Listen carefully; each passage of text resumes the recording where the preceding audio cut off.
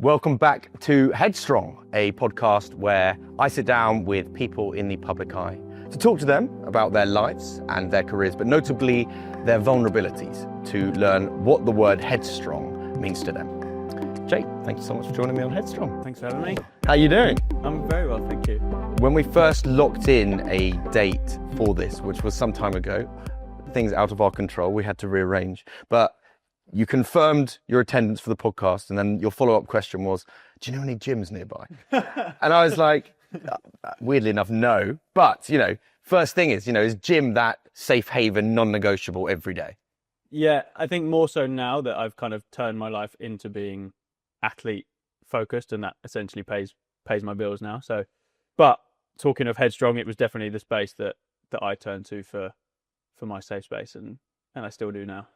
Do you feel like the gym is, for you, as you kind of alluded to there, much more than just physical fitness? It's almost like that mental sanctuary as well. Like you're training the body, but to do everything else, it trains the mind and keeps that routine and, Yeah, I think the gym has a multitude of different things, and for different people as well. For me, it was essentially becoming the best athlete possible. I used it to try and progress my football career.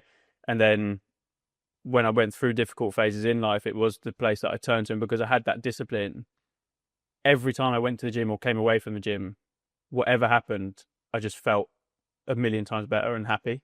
And then sometimes it was almost like you're doing, not even to punish yourself, but you put yourself through a lot of pain and then you feel better. Yeah. So it's kind of like a weird two-sided relationship. Yeah. I've just started running, and I've literally never run before ever. And I thought, I'm going to do dry Jan at the beginning of the year.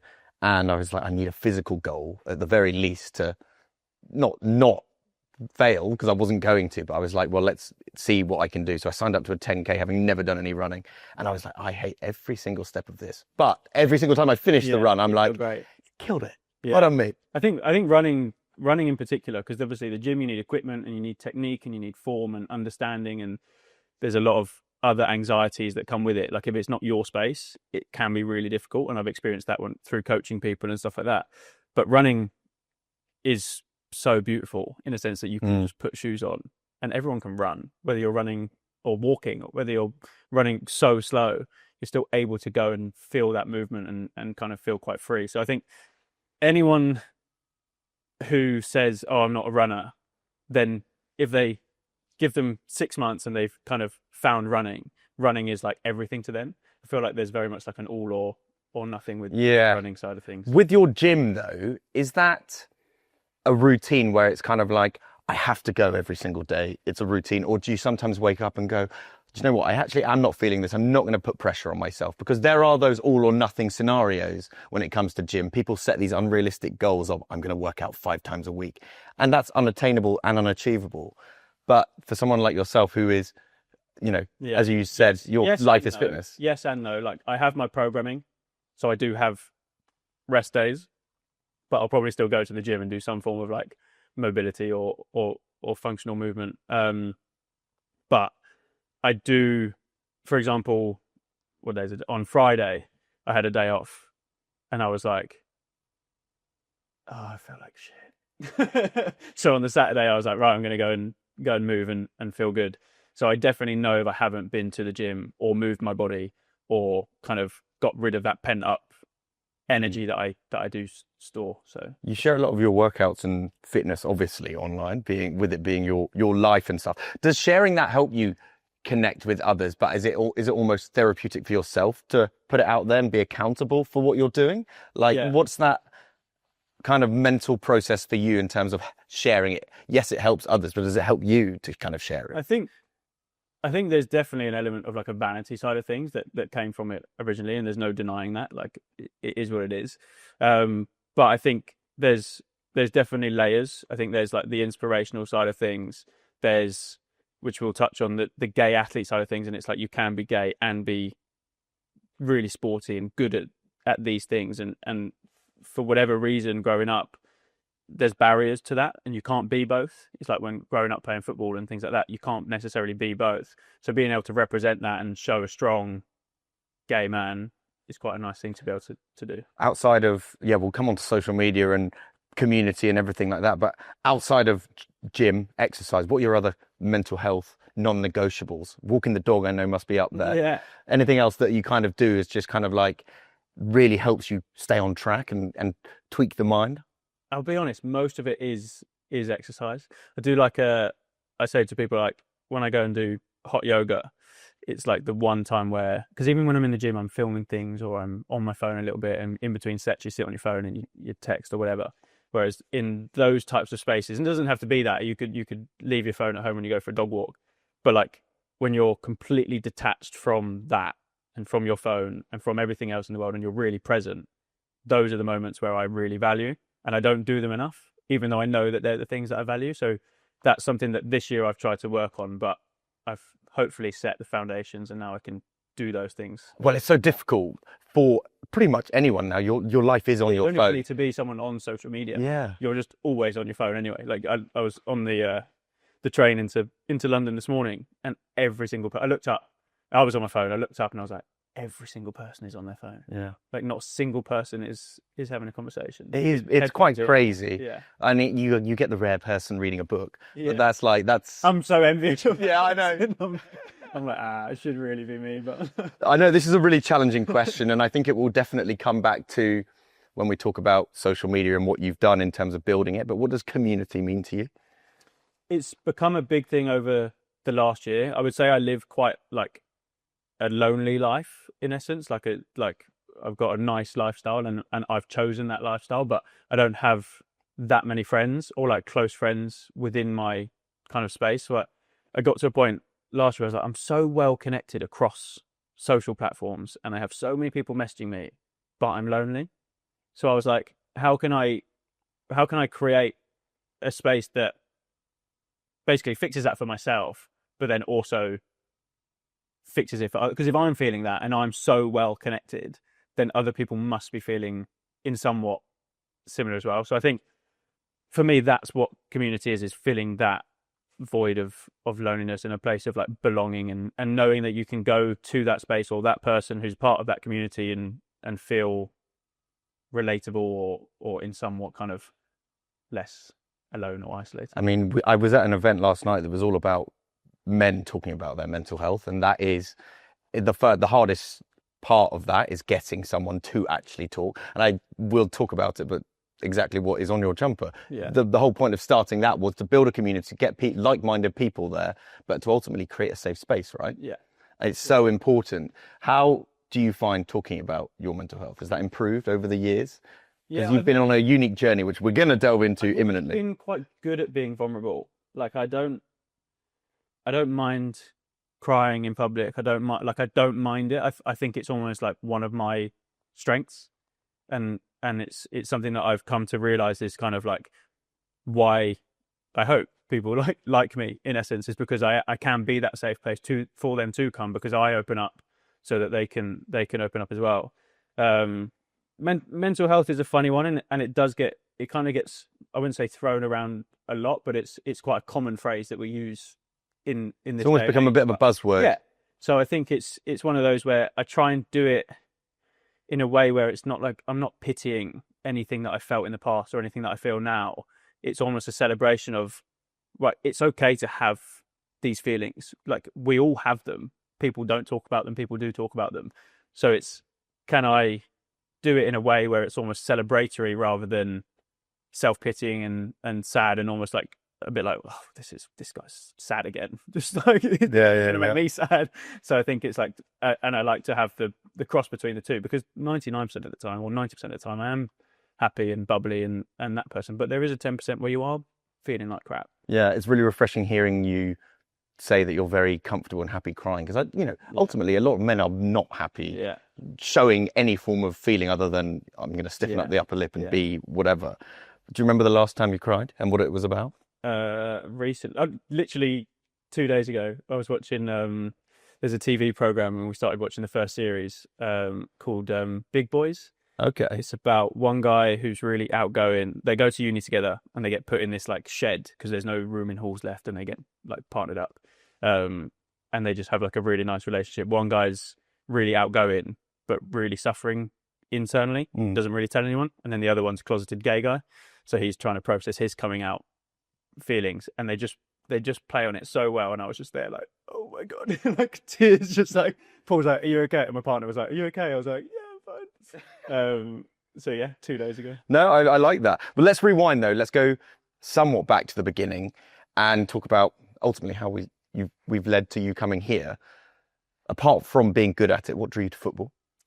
I think you just naturally, as a kid, if you're relatively sporty, I was quite lucky in my opinion, that my parents kind of threw me into every sport possible as a kid. Had a really, really good upbringing.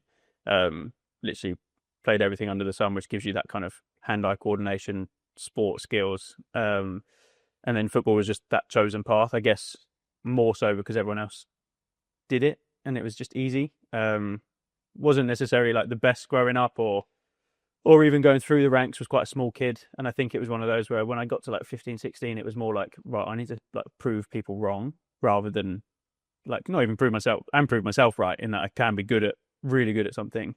And there was a point where I was running as well at the same time I was playing football, like cross country and things at school. And I said this on another podcast, but a teacher was basically like, not everyone's good at maths. Just go and run or go and play football. And then again, similar kind of mindset. I went and got a maths A level just to prove her wrong. But not that you held a grudge. No, not at all. Not for like the 10 years since she said it. But yeah, she that was kind of like the thing, I guess, is that kind of mindset that I do have. It's like I wasn't necessarily the best, but I wanted to be the best. So I put more work in. I'd get up and go swimming before school. I'd go to the gym after school, get bigger. And then before I knew it, I was one of the bigger lads. I'd go to pre-season and I'd absolutely crush everyone at the Cooperfield run or whatever and get put into the team. I wasn't actually that good technically. I just worked hard.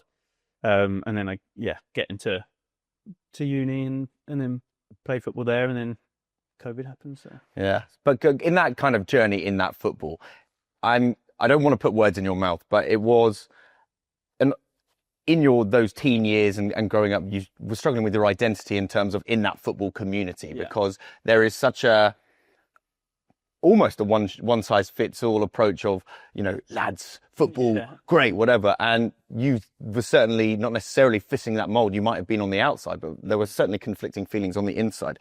Did you feel like you were a bit of a chameleon? Yeah, different, again, layers. I think like, because I was relatively confident, like good at football, so then naturally essentially it's like the American story, isn't it? If you're a soccer player or American football player, you're like the popular kid essentially. So like in the teams I was always kind of, I guess, well respected and whatever, so I didn't feel like I was kind of like alone in that aspect too much. But then over the years with the vocab and the changing room kind of camaraderie, you do then start to kind of pull yourself back a little bit. So you either join it or you then can't be a part of it. So I think that's something that was probably the biggest struggle, was kind of being like, that's not me. So like, but I want it to be me because I want to be like these guys and I want to be a pro football player, or I want to be a pro athlete, or I want to be the cool person. And then you're like struggling internally with your own sexuality and be like, how can I be both? Because I played football for, say, 21 years and I didn't meet, and from grassroots all the way up to kind of the highest pro level in that environment. And I didn't meet a single openly gay player, manager, staff, parent, referee across those whole 21 years, openly gay. So that for me was really difficult. It's actually quite mad to think about. And I know that also I know that football is being the global sport. It still is really difficult to still find that, but I would like to think it has improved. But we'll talk about that in a minute. But in terms of your own identity and finding that space, like, did you feel and experience that loneliness? And what kind of scenarios did you find yourself in that separated you from others? If that makes sense? I think like the moments when I felt like that the most was when I was like really trying to. So I'd finished uni. I had a great time. I had a really good group of friends. Like, wasn't confident enough to tell any of them at the time, but we all lived together, going to meet them tonight for drinks and for some food. And we all played football together. That I felt the most at ease, even though I hadn't told anyone. I then finished uni and was like, right, what am I going to do with life? Am I going to go and play football or not? So I tried for a year to play football, where I moved out to Poland for a bit, played out there for a month, and then I went and had trials up at Inverness. And because I didn't have any friends in Inverness, and I was trying to play football and trying to impress people, but then also because I was a little bit older, I was really struggling with like, who am I? That was probably the point where I was like, yeah, I need to probably get out of this environment for a little bit before I combust. How do you approach the subject of coming out and sexuality if you had the chance to do it all over again? You know, because you were battling internally in terms of who am I, but also potentially seeking acceptance or whatever it is for whoever you were, but you didn't know yourself, I suppose. Yeah, it's really, I find it really, even now, after like 5 years of essentially kind of being a spokesperson for the LGBTQ plus community, even now I find it quite hard to articulate, because you can't necessarily put into words the thoughts and feelings of that younger version of myself, because I didn't know any different. Yes, I knew I liked men, but I in my head I was never coming out. So I was like, how can I even be there? So whereas now I look back and I'm like, why didn't he just come out? Like, why was that so difficult? But genuinely, until you have been through that experience, or you are in that mind and process of that individual, again, I can't even put into words, but it's just another level of like, it's not happening. Like the denial is just like, yeah, that's never going to happen. Like I didn't even tell any close friends or family. So you were suppressing all of this. Of course, you probably wanted to tell your friends, right? What were those barriers for coming out? Was it literally internal monologue and identity crisis, or was it, I just literally don't want to have to face that? Yeah, I think a bit of everything. Society, big part. Growing up, factors, big part. The fact I was very much in sport. Grew up in quite a smallish town where there was no, again, role models. It's quite a big thing. If you see something, you'll be like, okay, that makes sense. I can do that. Like again, I say now I look back and I'm like, come on, just come out. But it's easy with hindsight, right? And I say that to people. I'm like, guys, like it's not as difficult as it feels and as it seems. But I think for me, I just wasn't ready until I was ready, and I think that's also okay. But you then feel like you've missed such a big part of your life. So like because I met my partner Paul and fell in love at 21, and I was not ready for those emotions. Like most of these kids have heartbreak and love and stuff at like 15, 16 at school, whereas I had none of that. So I came out, fell in love, and was like, oh my God. So I had like jealousy, like love, every single emotion you could possibly imagine, and I'm supposed to be like an adult. So yeah, I look back and I'm like, I do regret a little bit, but then at the same time, I wasn't ready. So I think for me, it was the right time. Looking at university, just as the idea of it, it's very much like, oh, let's go out, let's party, casual flings, whatever have you. What was your place in your friendship group when that sort of thing was happening? Because not being openly out and gay and able to do that, were you pretending to like girls and do that? And how did that make you feel yourself inside? Yeah, I think so. I definitely I wouldn't say necessarily pretended. Like I mean, I was 18. You're 18, 19, 20. You're pretty horny at that point anyway. So like physical touch is still a thing, whether it's with a male or a female. I do think sexuality has an element of fluidity. Like I don't think I think this human connection is sometimes more powerful than physical. So like I could almost kind of get away with it because I liked the girl or whoever I was kind of speaking to or with at the time. And at the end of the day, you're trying to fit in, right? So you're trying to be a part of the storytelling on a night out. Oh, who did you go back with, or who did you hook up with on a night out? And for me, I wasn't in a place where I could even, one, obviously tell people, but two, I couldn't do it. I physically couldn't go to like a gay club or go to a night out in just a regular bar and try and like hit on a guy because I was petrified. So that's like, again, everything is with this is like layers, but I was definitely kind of in my head at that point in time, I was going to grow up and have a wife and kids still, because that's just in my head that was the lifestyle that I was supposed to lead. So looking back now, I just feel what an idiot. But Yeah. but it is yeah. There's obviously, as you say, there's layers of acceptance, but was there a moment where you wanted to be vocal and accept and say it? And I know that obviously that very moment is the scariest of them all, because as we said before, speaking about anything is the hardest part. Yeah. And once it's actually out, it's almost like Yeah, relief. there was a key moment, and I can remember it vividly. So again, story time.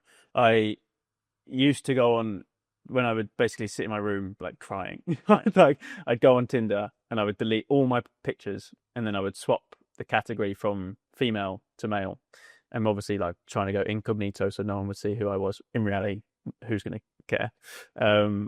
But then I would like whoever I liked on the men's side of things, and then I would flip it back and then add the photos. And somehow I realized that the people that I'd liked, because I then re-added my photos, they would still see my account but with the photos. So I kind of like hacked Tinder in a way, and that's how I met Paul. So I came back from America on the 6th of March in, what are we now, 2020, and matched with Paul, and then we had a few conversations, and then it basically went straight into lockdown. So then the only thing you could really do was just like go for a walk, and he works in cricket, so we went and played cricket in the nets. But I think like the second walk we went on, I remember, and I'll never forget it, we held hands for the first time, and I literally went, oh my God. Like the feelings I had just from that touch was unmatched with anything I'd ever felt before with a female.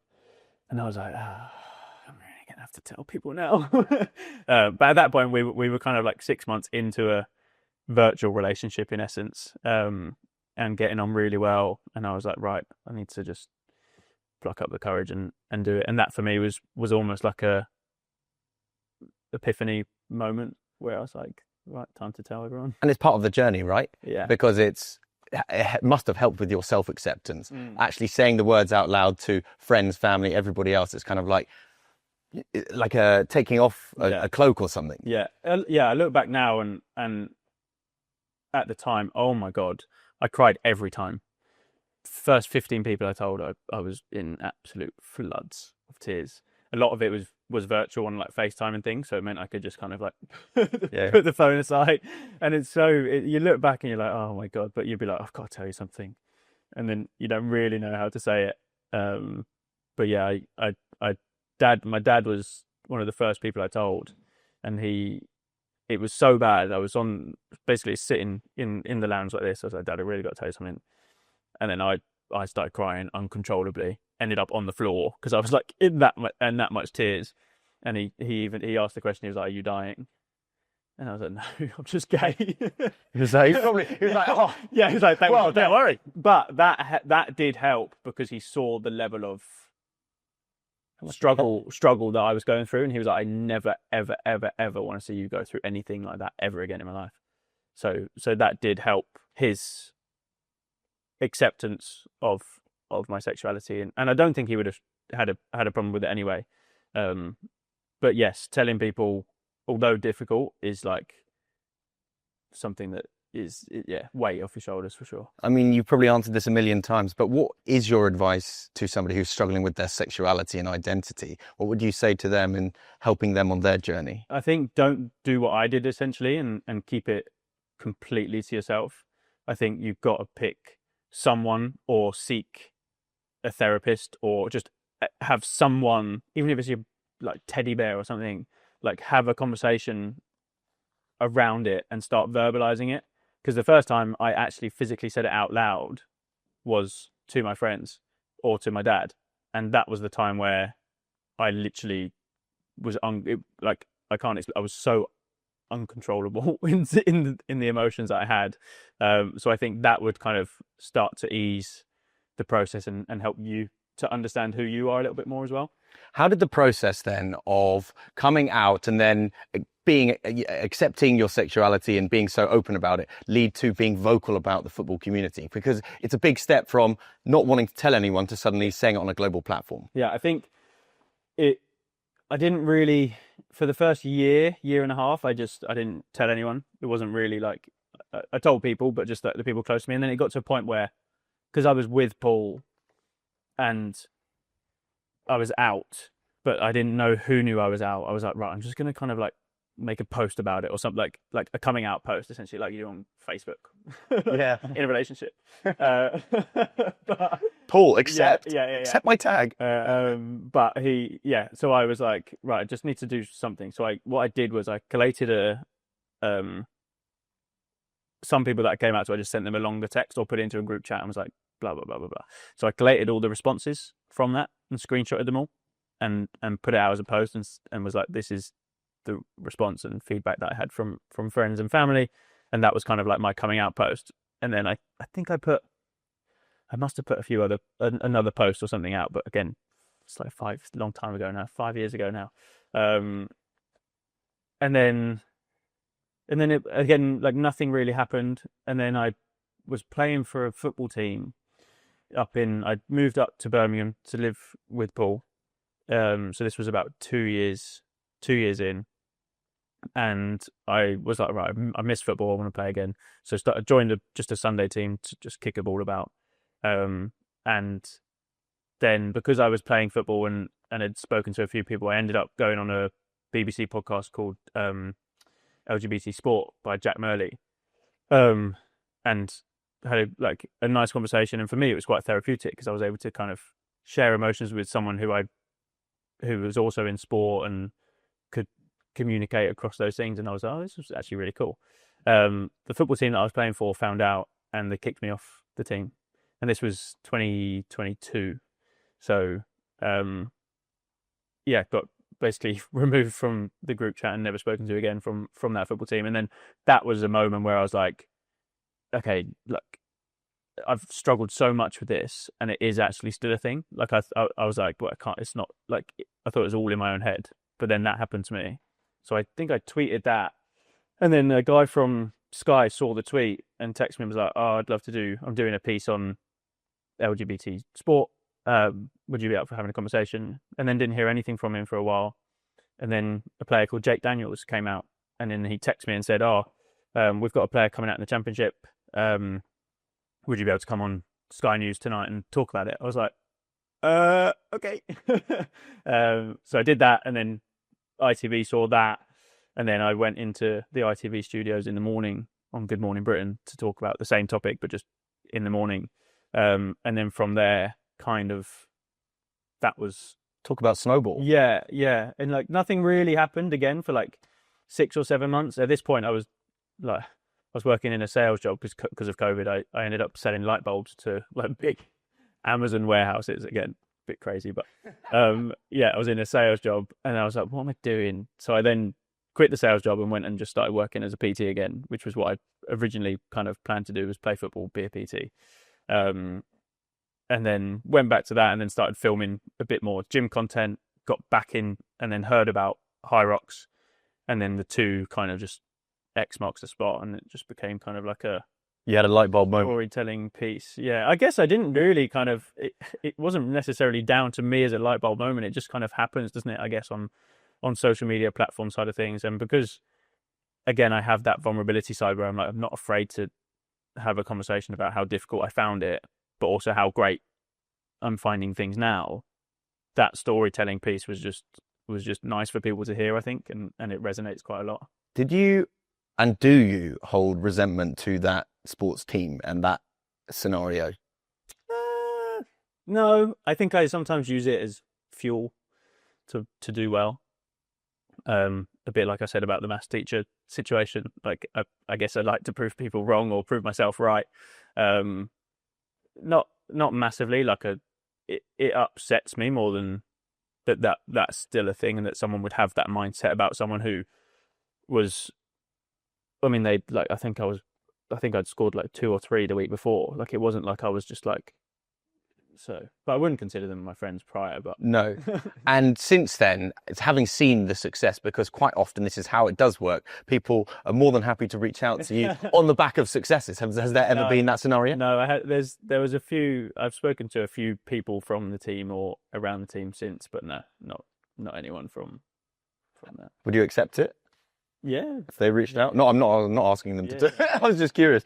But let's talk about football as an entity then, because with it being such a global sport, it has such an enormous platform to talk about sexuality, but notably homophobia is, let's be quite honest, compared to any other sport in the world, rife. Yeah, pretty much. I think you only have to look at the comment sections, and I know it's virtual and it doesn't necessarily happen like in real life, but you only have to go to a comment section when there's anything related to a Rainbow Lace campaign or a player coming out, or even Jeff was on Jeff Stelly in it was on Talk Sport last week, and just the way that he handled the conversation around being gay, but David Coots coming out, the referee, the way his mannerisms and how he verbalized himself, it was like no wonder why we're still in this kind of position. And what he was trying to say, I think, came from a good place, and he was like, why is this even a topic? Why are we even having this conversation? But it was almost as if it was like offending him that we were just having a casual conversation around someone's sexuality. So there's a lot of things within football that's just, it's just a difficult place to be sometimes. I just had to do a piece for Football versus Homophobia, where I'm a Chelsea fan, and there's a chant about Rent Boy, which is basically about a gay prostitute, and it gets sung at Chelsea games by away fans and stuff, and you can get, essentially it's a hate crime and you can get prosecuted for it. So there's protocols and things in place, but when you've got such an online presence and globally, multiculturally, it's very difficult to put kind of like a lid on it. And not everyone's views are the same. Like I do understand that, like people have opposing views, it's life, but at the same time, human rights kind of come above your views on someone. You talk about the real life aspect of it, but I still believe that just because you're saying something and then someone is typing it, that doesn't mean you shouldn't be held accountable for what you're saying. Yeah. Which is how do you think we can change that accountability via social media? I think that you essentially have to put it at the top down, but I guess from other people's perspectives, it creates conversation, it creates that kind of clickbait element, which everyone kind of seems to like these days, which isn't right, but people are going to utilize it. So I think that there are obviously regulations in place, and you can report, and kind of, if something's continuous, you could probably make a pretty solid case against someone and prosecute, and you'll have all the ammunition you need right there because it's all in text. But then also the other person on the other side could argue that it wasn't them or whatever. So I think if you are someone who takes things online very personally, I think you just need to remove yourself away from those things, because if you do look at the bigger picture, or the smaller picture, in fact, at your own lifestyle and life and those that you kind of carry around you, that's what matters, not the views of some 12-year-old kid or 45-year-old man on social media that doesn't have much going for them. When it comes to eliminating homophobia in football, whose responsibility is it? Is it the governing bodies? Is it clubs individually? Is it players individually? Or is it a fan base? Obviously, it's an amalgamation of all of them, but who is making the starting, who do you pass the baton to get the conversation going? Everything has to come, well, not everything, but realistically, everything has to come top down, because then it's the trickle down effect, and then it plays a part. I think there's, within football and the history and hooliganism and just everything involved with that from like a grassroots perspective, I don't see it changing massively over the next like 5, 10, 15, 20 years. But if there are those protocols in place and it's deemed not acceptable anymore, and then you also then have players actually coming out and they're protected, and then fans support that player, and then it just kind of becomes. But because it's still so taboo, like there's no players out. Of course, it's going to be kind of like the contentious conversation or things where, again, as I said at the very beginning, you can't be both.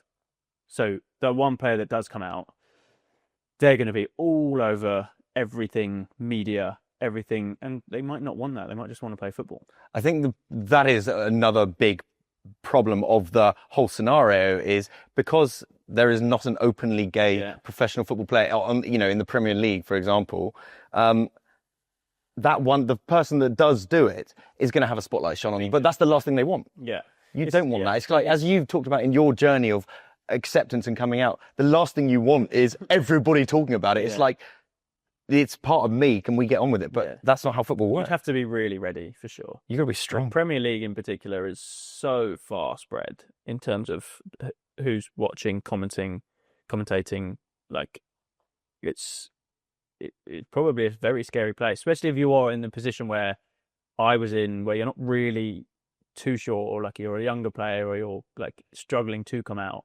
Again, as you say, the last thing you're going to want is that. But someone should, and someone will do it at some point, and it'll be exciting to kind of see it when it does happen. But yeah, it feels like it's still a long way off yet. Who are the biggest professional football allies in terms of who still support the LGBTQ plus kind of movement? I know there's loads of different campaigns that people get told to wear certain laces, and it's on shirts and sleeves.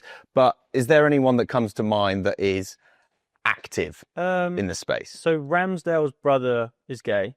So Aaron Ramsdale, former Arsenal, Fulham now? You're asking the wrong guy. I think Fulham. I don't actually know. Sorry, but his brother's gay, and he's done a few articles and things like that around it.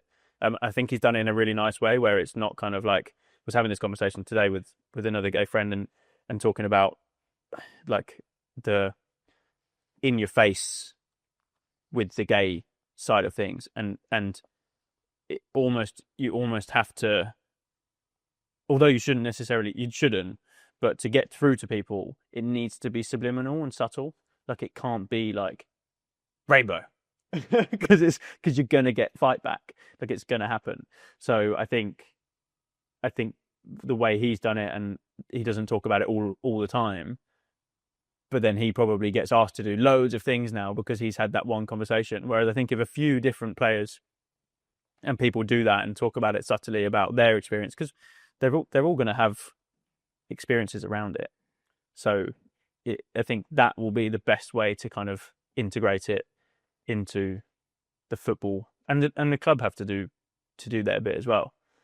Integrate the women's game into the men's game, because there's tons of the girls' team that are lesbians and of the LGBTQ plus community. So I think that integration will help as well, having the women's game come across a little bit. Have you, be that in football or not actually, have you experienced homophobia in that sense, be that online or in person, and experienced that firsthand? Because when you were kicked out of that team, that is so blatantly homophobia. But I didn't know what your experiences of that are like day to day, if any, or how they come to you. When my posts reach different audiences, that's when you see it. Like, if I'm talking about a gay topic or whatever, and it kind of breaks the algorithm and goes into like the hate pile, because when people comment hate, their algorithm obviously picks it up, and they think that that's something that they either want to see or they engage with. So then they get kind of it passed through. I think I put a post up about going to Pride, and like why I go to Pride and what it means to me, because I don't drink and I don't really party, and Pride is sometimes seen as that, whereas I see it as kind of like a celebration of my coming out and being able to kind of celebrate that and who I am now. And I put a post out, and it again, it reached that audience, and I think overnight I woke up and there was 1,700 comments. And they were all like, I shouldn't laugh, but like sick emojis or like disgusting or things like that. So like it does happen, but, and I think as I meant, like a lot of, anytime the FA or Premier League put out a post around rainbow laces, the comments are taken off. Really? Yeah. I didn't know that. Yeah. So I'll go and look, just out of interest, but every time now it's taken down. How's your response changed in terms of when you receive negative and basically hate comments? How's your approach to that? Obviously, you must have to have thick skin. I get that, but that's not the be all and end all. Like, how does it affect you if it does still, and how has that changed? I see it from my old self more than now. Like it's not really, I'm so confident in who I am and my sexuality now, and things like that don't affect me one bit. But if I saw it when I was in the closet and still really struggling, then it would have affected me. So that's where it annoys me, where it's like someone's going to see that and it's going to affect their journey and mental health and who they are. So that's what gets me. So I shouldn't say it doesn't impact me, because it does in that regard, but it doesn't impact me personally. Hyrox has also added to your life is that complete sense of community and safe space. Yeah. How was that in terms of finding that community? Because you'd spent a lot of your life in football teams, not necessarily felt a part of it, and then now you found a community and family. It's funny because football is a team sport and Hyrox is very much a solo sport in essence. You can obviously do doubles and relays and things, but it's very much like a you trying to win a race. However, it gives you, or has given me, almost more camaraderie and friendship than football ever did. So it's quite ironic, really. But yeah, I was quite lucky in essence that I've always kind of trained in that modality. So I always trained in that way, and then someone sent me it on Instagram and was like, "Oh, you should do this. It looks really cool." And I was surprised I hadn't seen it sooner, to be honest, because it was only in end of 2022 that someone had sent it to me. And I was like, okay, that was pretty cool. At this time, I was training for London Marathon. So then I put it on the back burners and then went out to Barcelona to do an event, the Hyrox, and did it, won it, and was like, oh, that was pretty fun. So then from then, this was very much just all in before it even went even bigger than it is now. Yeah. Do you feel like you are quite a spokesperson for this ultimately brand? You know, I'd like to think so. I think I've been a part of it and done pretty well. I think I still have a long way to go in terms of what I want to achieve within the sport. It's only growing and the competition's only getting better. But I managed to race for Team England in the relay at the World Championships this year, and we won it. So I could technically call myself a Hyrox World Champion, which is pretty cool. that is pretty sick. In terms of that social media impact, then, what kind of other ventures are you committing to that are kind of helping make a difference and make a difference? I know that everything one does is, it's not just pointless posting. There is purpose to it. But what are your kind of other endeavors that are really helping look at genuine issues? Yeah, so that's been a thing that we've looked to do over this next year, 2 years, is kind of raise the awareness of me as an athlete, but also just gay athletes in particular. So I'm lucky enough to work with Instagram. It's not really like a formal partnership, but we're working together they have a program called Athletes for Purpose. So they work with some really, really cool athletes, and sometimes I look at the names and I'm like, I don't think I'm meant to be on this list. You're a Hyrox World Champion. I know. But like David Beckham, Anthony Joshua, and the list goes on. And then me. But we're working together to kind of just have some really cool, candid conversations with gay athletes from past, present, and hopefully some cool future world champions and things like that as well. So that will be a nice thing over this next year, is to lean on them a little bit. And it's, I mean, having a partner like Instagram to help elevate your platform and voice is something that you could only dream of. So I'm very grateful for that.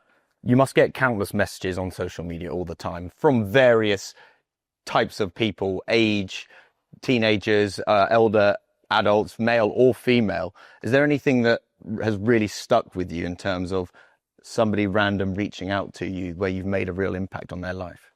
Yeah, there's a few that I kind of still kind of check in on now. I think especially from the earlier days where it was easier to keep track of the messages and who was reaching out and who was saying, oh, what you just posted really helped me. or something like that. But there's a few that I have basically had helped them, in essence, go through their whole process of coming out to then being now in a relationship to then kind of helping other people do the same thing. So that for me is kind of really nice to see that what I am doing, although sometimes I feel like, is it making an impact? It really does make a big difference, even just by having a really casual, candid conversation around your sexuality and being a high rocks world champion, but also being quite openly like, yeah, I'm gay and what. And I think that is just like that, as I said about the football, that subliminal kind of, not necessarily in your face, just a casual conversation around it is probably the best way to get through to people. And especially from my perspective, like if you wouldn't necessarily know I was gay, so I do have to verbalize it, I do have to say it for someone to see that I am a role model. Like I could easily just not say anything and just go about my day and win races and then go home. But I think by having a legacy and an impact is really, really valuable. And it's something that I've kind of seen as my now line of life and what I was probably brought on this planet to do. You seem so clearly comfortable with your identity now, and you're clearly in such a good space mentally for your own mental health, but it's been a journey like that, and you don't need me to tell you that, right? But what's your experience with therapy like, and how's that kind of helped you, hindered you? What's that experience been like for you? Yeah, so I don't have a therapist, but I've very much used my social media as that resource, and I think that's why people feel like I can be vulnerable, because I've used it very much as a tool to talk about my emotions and talk about it on a public platform. And then I very much lean on the people closest to me and be like, look, I need to have a conversation because I'm struggling with this or with that. And I don't think therapy needs to be as it kind of is seen as, is, and going to a therapist and going to a set place to have a conversation at a set time to help you with your emotions. I think it can be more than that. I think what is your therapy is probably the question that people should ask themselves. And for me, it's very much, as you say at the very beginning, going to the gym, doing the training session, doing the things that I love to do, going and knowing that I can go and do that hot yoga class, remove my phone completely, and I will feel way better than when I did before I went in there if I am struggling. And learning over time that doing the things that make me happy are going to get me out of that rut that I've somehow found myself in, because everyone gets there, and you're like, how did I even get to this point where I'm like emotional, don't want to do anything, whatever. So I now know that these are my triggers and these are my kind of therapy tools to then get me out of that situation. And another really important part of it is you don't have to seek professional help. Yeah. Having that support network, whoever those people may be, is huge. And for you now to have your life partner in Paul, that is your rock and person that you can rely on. If you know, not everyone is comfortable speaking to a therapist, not everyone is comfortable talking to their parents, friends, partners, whoever it might be, but there is somebody available that will listen. Listening is ultimately what it comes down to. I think like I personally have nothing against therapists that go into therapy. I'm so on all the time that I feel like if I went and sat down with someone, I'd feel like I'm not being productive. So for me, that wasn't the best use of my time. But for others, I know it works wonders and they absolutely love going to it. And it's exactly like what I say about going to the hot yoga. For them, they know that if they go to that, they'll come out and they'll feel a million times better. And there's nothing better than releasing your emotions, crying, and getting whatever it is you need to get out there to then crack on and carry on with the rest of your day or your week or your month. And I think that's something that people don't latch onto enough, is like, let those emotions go, because if you keep them in, they're going to stay there. But let them do their thing and don't control them. That's one of my sound bites. Thank you. There you go. My final question, Jake, is what does the word headstrong mean to you? I think headstrong for me means being in control of your emotions, but in a productive way, and letting them don't squeeze them in too tight and let them mold and evolve, and that's you and that's your personality. Like, don't keep it too squeezed in. And I think being able to have that and allowing them to kind of do their thing whilst also keeping on top of them and doing the things that you need to do to make sure that they stay together is something that I think is kind of pretty headstrong. And again, allowing those emotions to come out and cry when you need to, and have the best life and mindset possible going into your day and your week. Amazing. Thank you so much for coming in. Really appreciate it. And it's so refreshing to have someone who's so comfortable in their own skin. So really appreciate it. Thank you so much.